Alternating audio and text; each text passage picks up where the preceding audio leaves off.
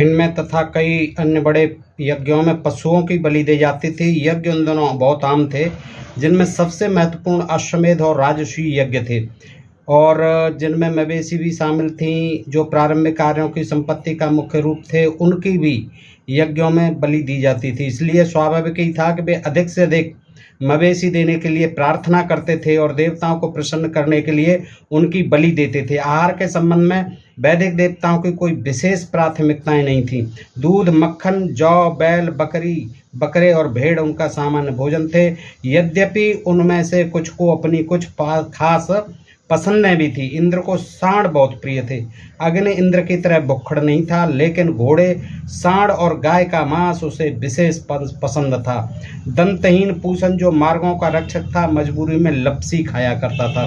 तो दोस्तों, आज का जो ये प्रसंग है, आप देख रहे होंगे कि पशुओं की किस तरह से, यहाँ तक कि गाय की भी बलि दी जाती थी। गाय का मांस जो खाया जाता था, प्रचुर मात्रा में खाया जाता था। और जबकि हिंदू जो है दुहाई देते रहते हैं गाय रक्षा की और तमाम उसके पवित्र होने की, लेकिन गाय का जो है वध आज भी होता है, आज भी गाय का मांस खाया जाता है। तो दोस्तों, ये देखने का विषय है कि किस तरह से प्राचीन काल से लेकर के आज तक पशुओं की बलि धर्म के नाम पर इन धर्मशास्त्रों में दी जाती रही है। तो दोस्तों, ये आज का बड़ा महत्वपूर्ण प्रसंग है। आइए देखते हैं कि बाहर से भारत को देशांतरण करने वाले प्रारंभिक आर्य अपने यहाँ कुछ सांस्कृतिक तत्व लेकर आए।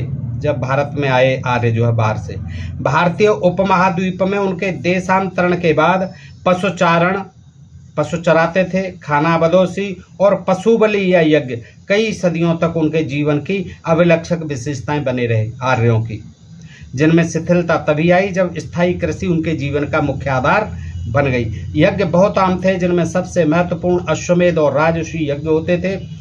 इनमें तथा कई अन्य बड़े यज्ञों में पशुओं की बलि दी जाती थी, जिनमें मवेशी भी शामिल थे, जो प्रारंभिक कार्यों की संपत्ति का मुख्य रूप थे।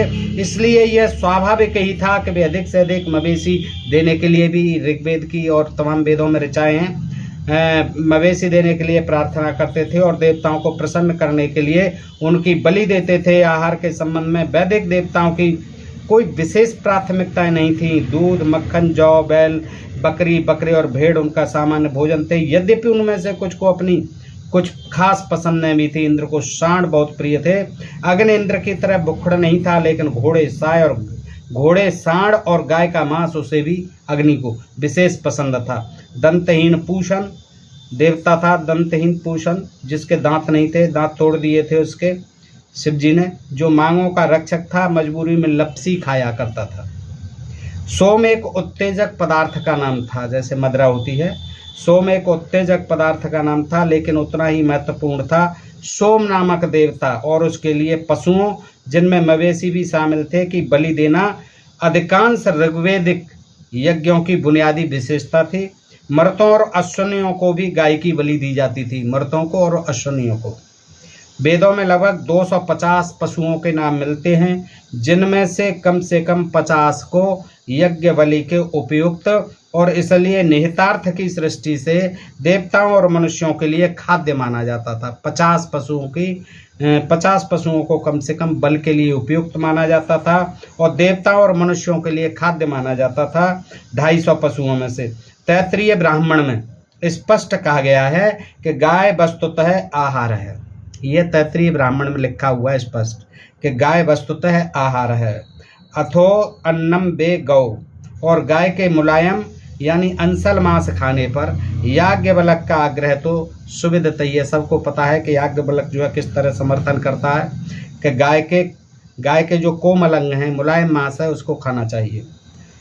यद्यपि ऐसा मानना निराधार नहीं होगा कि ब्राह्मण की गाय की हत्या शायद नहीं की जाती थी। जो ब्राह्मणों को दान में मिल जाती थी, शायद उस गाय की बलि नहीं दी जाती थी। फिर भी इसे बात का द्योतक नहीं माना जा सकता कि वैदिक काल या बाद में उससे कोई सहज पवित्रता और अघ्नता नहीं थी। ऐसा नहीं था कि उसको मारा नहीं जाता था, उसको भी मार दिया जाता था, कभी कभी वध कर दिया खाने के लिए।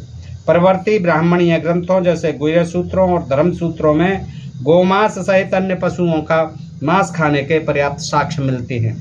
कर्म कांडों में मवेशी की बलि दी जाती थी। अतिथियों के औपचारिक स्वागत के लिए, जिसमें कभी कभी क्या कहते थे, उसे अर्ध कहते थे, सामान्यतः मधुपर्क भी कहते थे, में न केवल दही और शहद के मिश्रण का भोजन बल्कि गाय या सांड का मांस भी शामिल होता था मधुपर्क में। और अर्ध में जब कोई अतिथि आता था तो मधुपर्क, उसमें जो है गाय या सांड का मांस भी होता था, दूध और दही और शहद के साथ। विधि निर्माता तो मधुपर्क में मांसाहार को अनिवार्य बना देते हैं। मधुपर्क में और ये तमाम ऋषि मुनि जो आते थे, सब मधुपर्क से स्वागत किया जाता था। मधुपर्क में मांसाहार को अनिवार्य बना देते हैं। इस निर्देश की न्यूनाधिक पुनरावृत्ति और अनेक प्रवृत्ति विधि निर्माता भी करते हैं। यज्ञोपवीत संस्कार वस्तुतः वैसा पवित्र नहीं था जैसा इस नाम से प्रकट होता है, यज्ञोपवीत संस्कार, क्योंकि स्नातक के लिए गाय के चमड़े का उत्तरीय धारण करना आवश्यक था। यानी जिस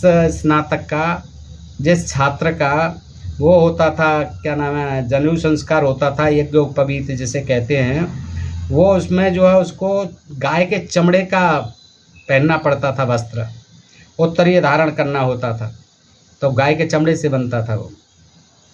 वैदिक पाठों में पितृोपासना के जो उल्लेख मिलते हैं उनमें पशु बलि को एक महत्वपूर्ण स्थान प्राप्त है। गाय की गाढ़ी चर्बी का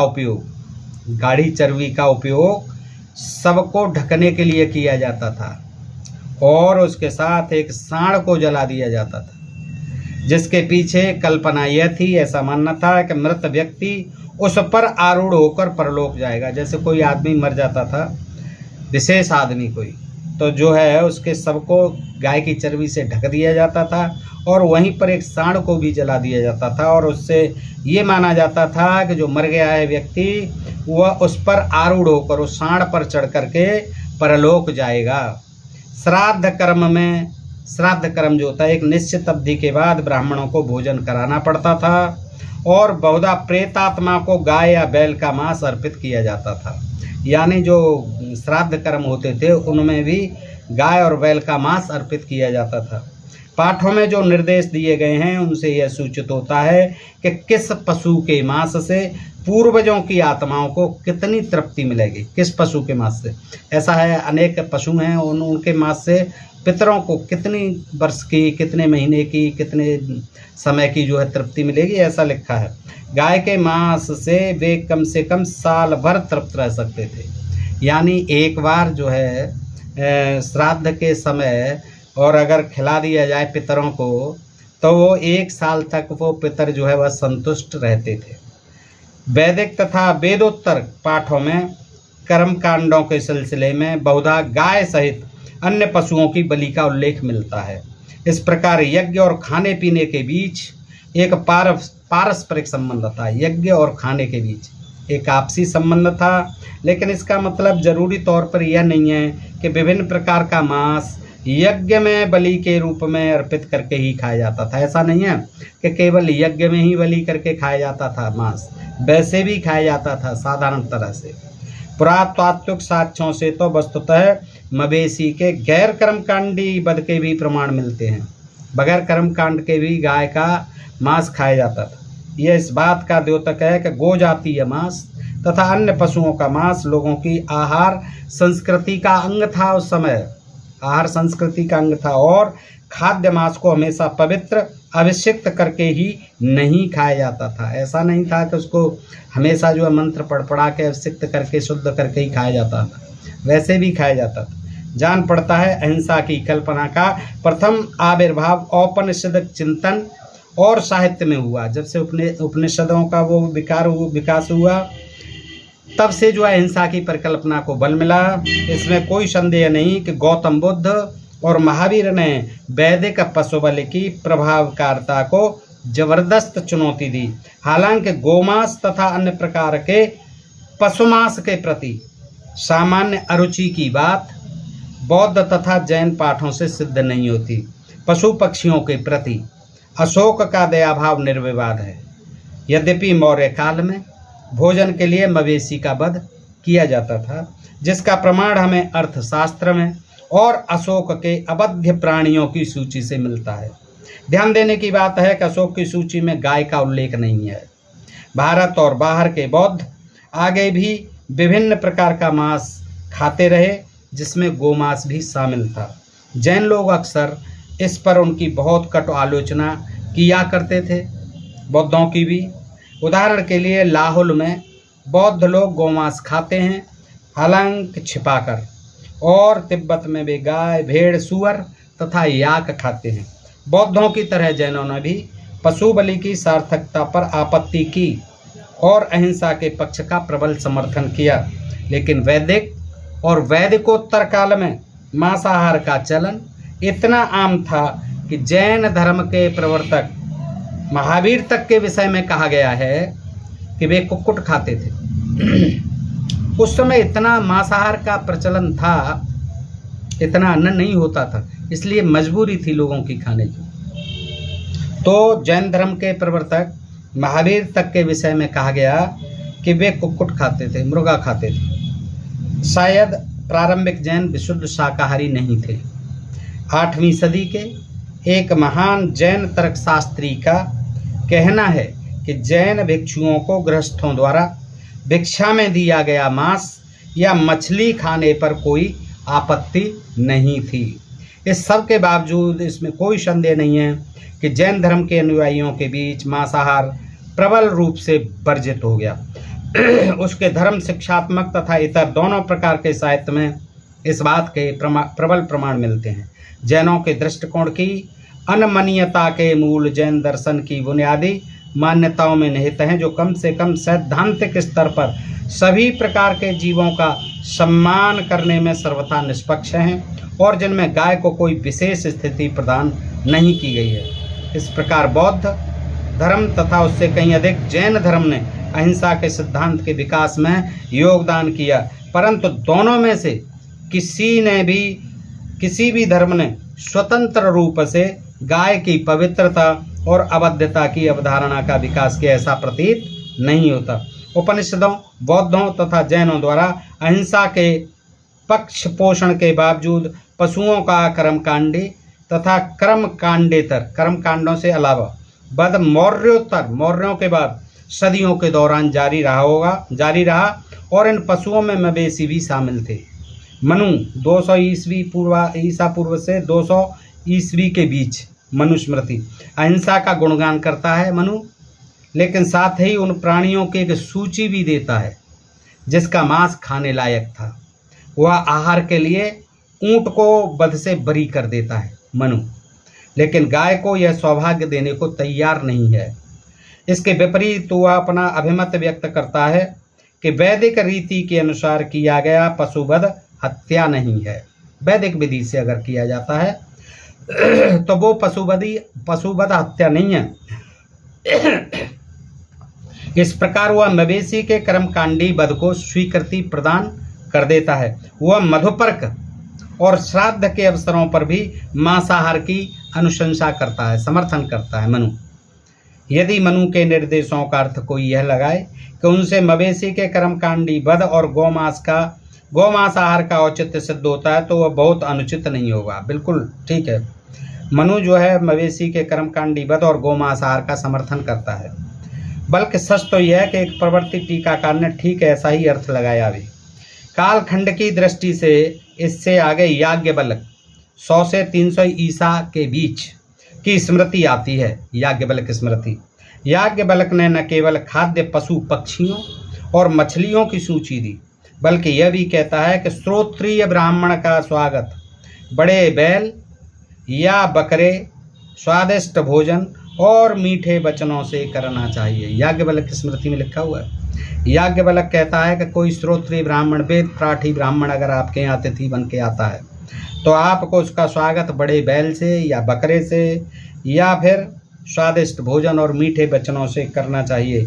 पूरे गुप्त काल के बाद प्रवर्ती काल में मांसाहार और मवेशी वध के रिवाज की परंपरा चलती रही। इसका प्रमाण पुराणों और महाकाव्यों में इसके उल्लेख हैं। बताया गया है कि अनेक पौराणिक पाठों में श्राद्ध कर्म में ब्राह्मणों को गौमांस खिलाने के साक्ष्य मिलते हैं। यद्यपि उनमें से कुछ में अतिथि के सम्मान में गोवध का निषेध किया गया है तथा कुछ अन्य में दुर्गा पूजा, नवरात्रि या दशहरे के अवसर पर देवी को महेश बलि यानी भैंसे की बलि देने की अनुशंसा की गई है। महाकाव्यों के साक्ष्य काफ़ी स्पष्ट हैं।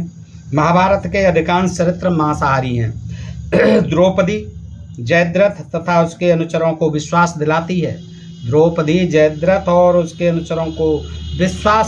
है कि युधिष्ठिर उनका स्वागत गायल, सांवर तथा भैंसे जैसे विभिन्न आखेटों से करते। लगता है अपने वनवास के दौरान पांडवों ने मांसाहार पर गुजारा किया। महाभारत में राजा रंतदेव की भूर भूर प्रशंसा की गई है, जिसकी पाकशाला के लिए 200 गायों का वध प्रतिदिन किया जाता था। राजा रंतिदेव जिसकी के महाभारत में भूर भूर प्रशंसा की गई है, और उसकी पाकशाला में रोजाना 200 गायों का वध किया जाता था। अन्न के साथ उनका मांस ब्राह्मणों में बांटा जाता था। इसी प्रकार वाल्मीकि रामायण में पशु वध का उल्लेख बार बार हुआ है। इन पशुओं में आहार तथा बल के निमित्त गायें भी शामिल थीं। राम का जन्म उनके पिता द्वारा एक महायज्ञ संपादित करने के बाद हुआ। उस यज्ञ में दशरथ द्वारा खाद्य घोषित किए गए बहुत सारे पशुओं की बलि दी गई। सीता यमुना पार करते समय उसे वचन देती हैं कि राम के अपना व्रत पूरा कर लेने पर वे हजारों गायों और 100 पात्र मदिरा से उसकी पूजा करेंगे। उनकी मृग मांस प्रियता उनके पति राम को मारीच का वध करने को प्रेरित करती है, जो एक छद्म मृग था। भरद्वाज राम का स्वागत एक मोटे ताजे बछड़े के वध से करता है। दोस्तों, ये मैं आपके सामने रखता हूँ पवित्र गाय का मिथक। D.N. झा प्रसिद्ध इतिहासकार हैं। दोस्तों, पवित्र गाय का मिथक अनेक पुस्तकें लिखी हैं, बहुत विद्वान रहे हैं। उन्होंने ये सब प्रमाण जो है इसमें दिया हुआ है, मैं आपके सामने आगे रखता हूँ। प्रारंभिक भारतीय आयुर्वैज्ञानिक कृतियों में मांसाहार को एक महत्वपूर्ण स्थान दिया गया है। इन कृतियों का कालानुक्रम मोटे तौर पर वही है जो मनु तथा याज्ञवल्क्य की स्मृतियों तथा प्रारंभिक पुराणों और 2 महाकाव्यों का है। चरक, सुश्रुत तथा भागवत मछलियों और पशु पक्षियों की एक लंबी सूची प्रस्तुत करते हैं और तीनों गोमांस के रोगोपचार संबंधी उपयोगों की बात करते हैं। रोग के उपचारों में गाय का मांस प्रयुक्त होता था। ये जो है चरक, सुश्रुत और भागवत तीनों कहते हैं। गो मांसाहार की परंपरा के सातत्य की प्रतिध्वनि काफी काल बाद तक भारतीय धर्मेतर साहित्य में भी सुनाई पड़ती है। गुप्त काल में कालिदास रंतदेव की कथा का उल्लेख करता है, जिसकी पाकशाला के लिए प्रतिदिन ढेर सारी गायों का वध किया जाता था। 2 सदी से अधिक काल के बाद भवभूति अतिथि सत्कार के 2 उदाहरणों का उल्लेख करता है, जिसमें एक बछड़े का वध भी शामिल था। 10वीं सदी में राजशेखर अतिथि के सम्मान में बैल या बकरे का वध करने की प्रथा का जिक्र करता है। आगे चलकर श्रीहर्ष एक भव्य विवाह भोज में परोसे गए तरह तरह के मांसाहारी व्यंजनों का उल्लेख करता है और गोवध के 2 दिलचस्प उदाहरणों का जिक्र करता है। लेकिन उसी का समकालीन सोमेश्वर अन्य मांसों के मुकाबले सूअर के मांस के लिए अपनी पसंद स्पष्ट रूप से जाहिर करता है। सोमेश्वर और गोमांस का कोई जिक्र नहीं करता है। उपरोक्त संदर्भों से चाहे उनकी संख्या सीमित ही हो, मालूम होता है कि आहार के लिए गो हत्या का रिवाज लगभग 12वीं सदी तक जारी रहा, परंतु काव्य साहित्य तथा पूर्ववर्ती धर्मशास्त्रीय ग्रंथों की टीकाओं में इस बात के प्रचुर साक्ष्य उपलब्ध हैं कि ब्राह्मणीय लेखकों ने उसकी स्मृति को काफ़ी बाद तक कायम रखा।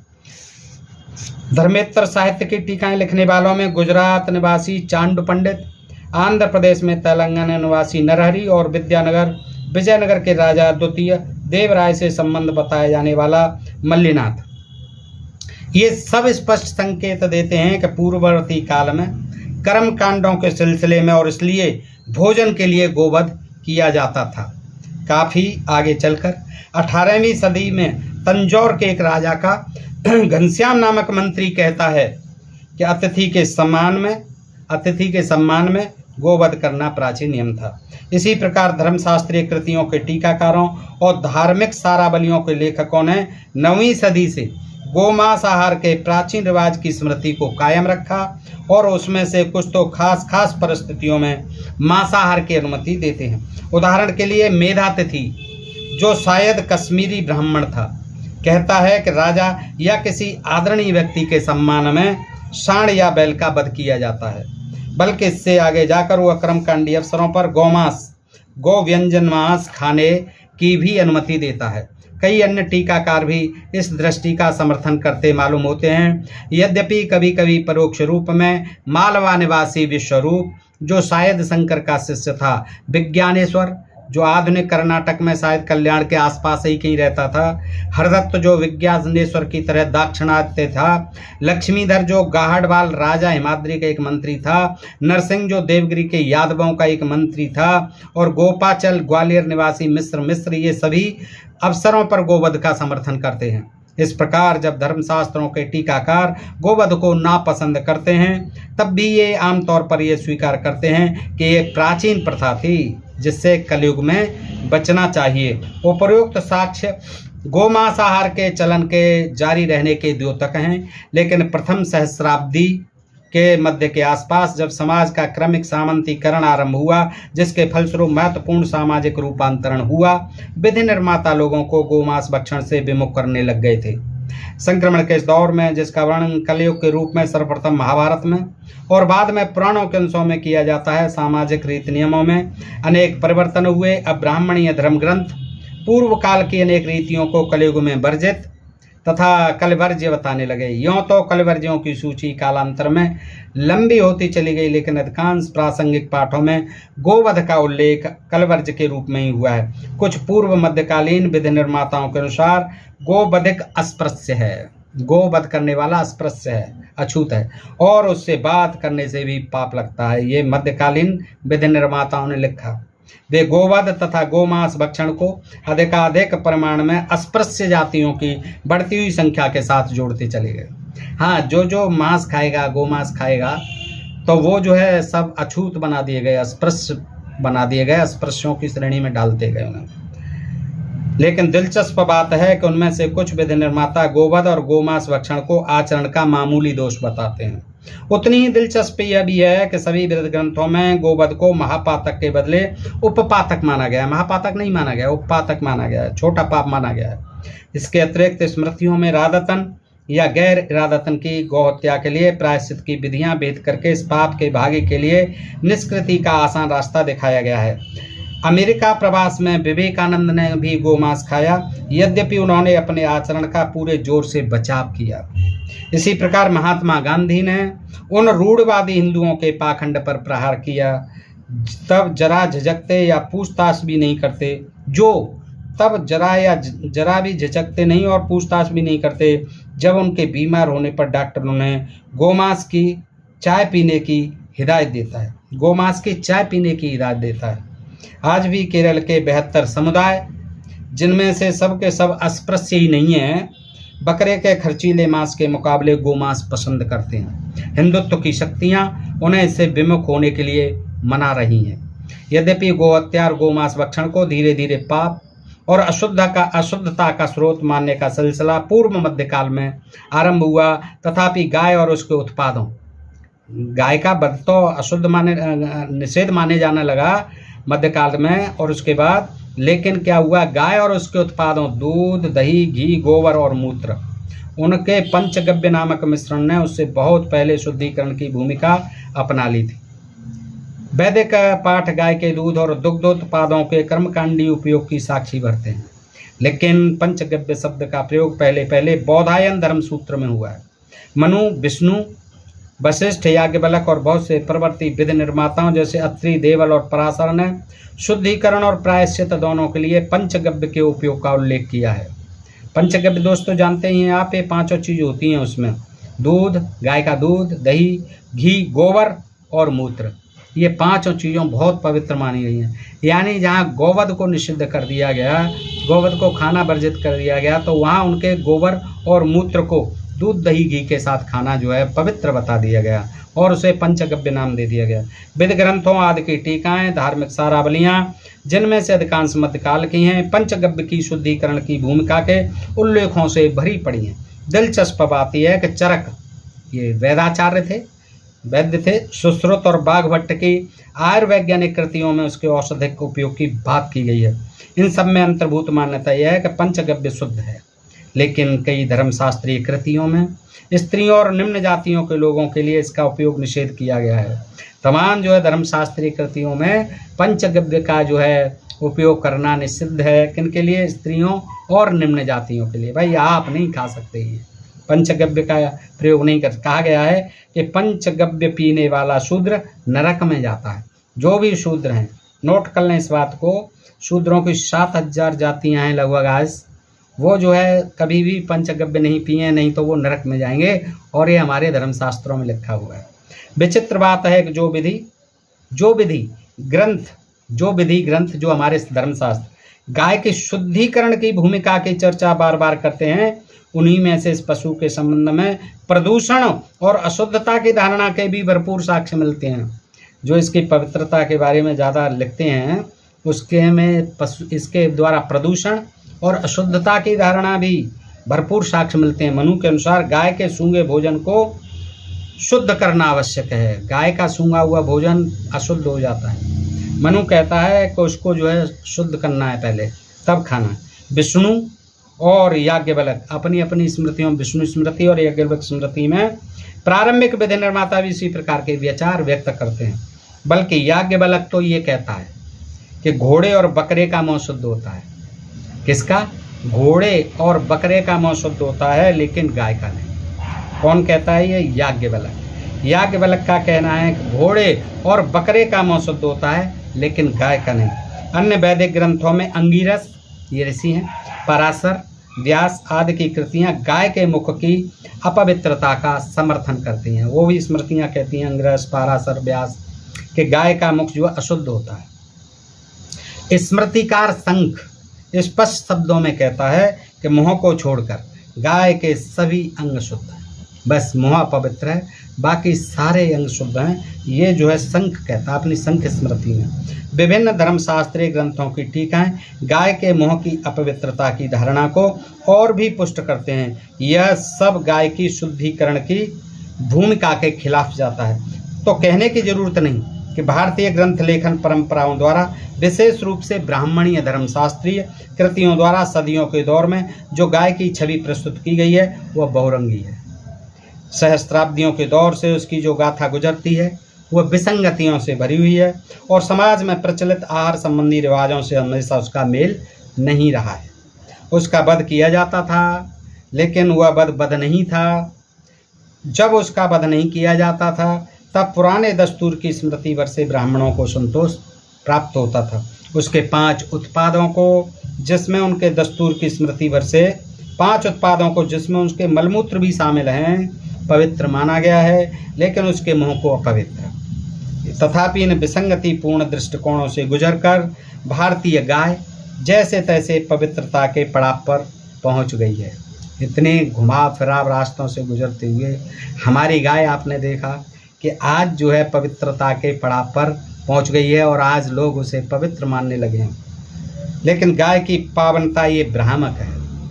कारण न कभी कोई गौ देवी रही है, ऐसा नहीं है। पवित्र माना गया है, लेकिन इसको देवी नहीं माना गया कि गाय देवी है। कहते हैं गाय माता है, गाय देवी है, लेकिन ऐसी नहीं है, और न उसके सम्मान में कोई आज तक मंदिर बना है। अगर देवी है, इतनी पवित्र है, माता है, तो उसके मंदिर बनाओ, उसमें पूजा पाठ करो।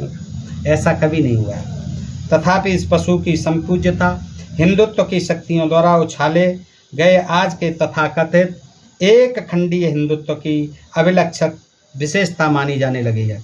ये जो है कहते हैं कि गाय हमारी माता है, गाय बड़ी पवित्र है, तो भाई उसके मंदिर बनाओ, उसका वध रोको। आज भी तमाम कत्ल खानों में वध होता है। गाय का मांस प्रचुर मात्रा में आज भी देश में ही खाया जाता है, विदेशों की तो बात छोड़िए। तो क्यों नहीं इसके लिए ये किया जाता है कि उसका जो है वध निषेध कर दिया जाए, और जो है गाय माता मानकर, गौ देवी मानकर उसके मंदिर बनाए जाएं, और उसकी पूजा पाठ किया जाए। और उसके बारे में जो भ्रांतियां हैं, तमाम बातें लिखी हुई हैं, उनको जो है आज उनका कोई प्रसंग नहीं है दोस्तों, प्रासंगिकता नहीं है। आपने देखा कि किस तरह से ये पवित्र गाय का मिथक D.N. झा, द्विजेंद्र नारायण झा जी की पुस्तक है दोस्तों, इससे मैंने आपके सामने रखा। अगर आपको अच्छा लगा हो तो अधिकाधिक मित्रों को भी बताएं, शेयर करें दोस्तों। अपने प्रिय चैनल ढोल में पोल को सब्सक्राइब करते रहें। आज के लिए इतना ही। सुनने के लिए आप सब मित्रों का हृदय से आभार। नमस्कार, जय हिंद, जय भारत।